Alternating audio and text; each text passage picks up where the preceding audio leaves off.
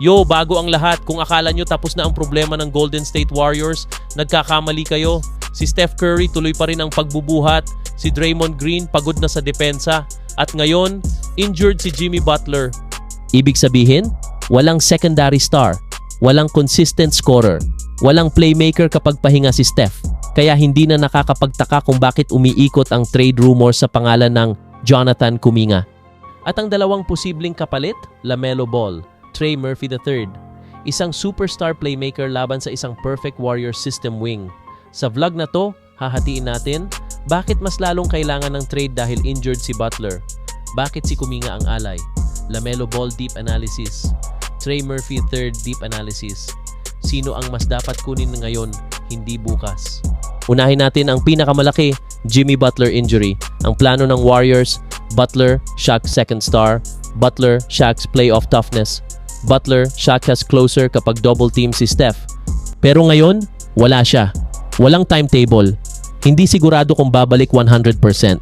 Resulta, mas maraming double team kay Steph. Walang rim pressure. Walang leader sa crunch time.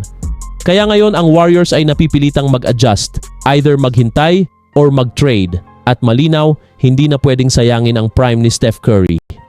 Real talk tayo, hindi masama si Kuminga, pero inconsistent, hindi natural shooter, kailangan ng bola, hindi swak sa motion offense, at ngayon, injured siya, papasok sa extension talks, mataas ang value sa ibang teams, para sa Warriors, Kuminga sa potential, Steph sa urgency, at sa NBA, urgency beats potential. Ngayon, ang Warriors ay balitang gustong kuhanin si LaMelo Ball kapalit ni Kuminga. Si LaMelo Ball ay 6'7" elite playmaker, natural leader, high basketball IQ, kayang mag-score, kayang mag-create para sa lahat. Hindi lang siya flashy, effective siya. Bakit game changer si LaMelo sa Warriors? Isa lang ang pinakadelikadong bagay sa NBA, Steph Curry na walang bola.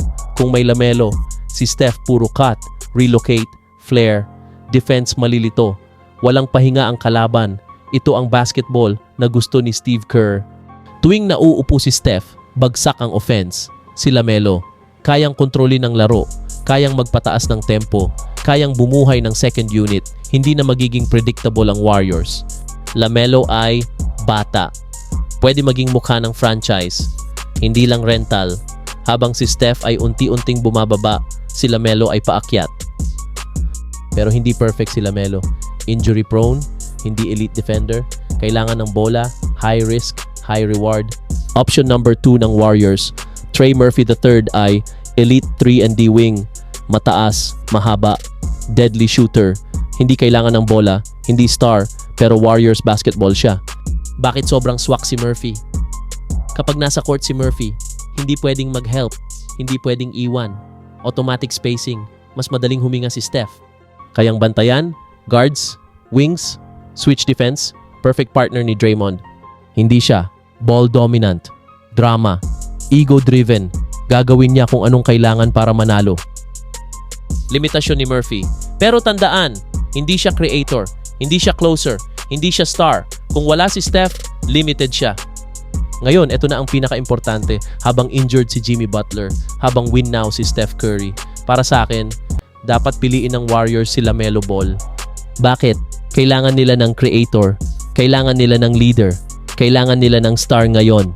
Hindi sapat ang role player kapag kulang ka sa star. Kung healthy si LaMelo, championship level upgrade siya.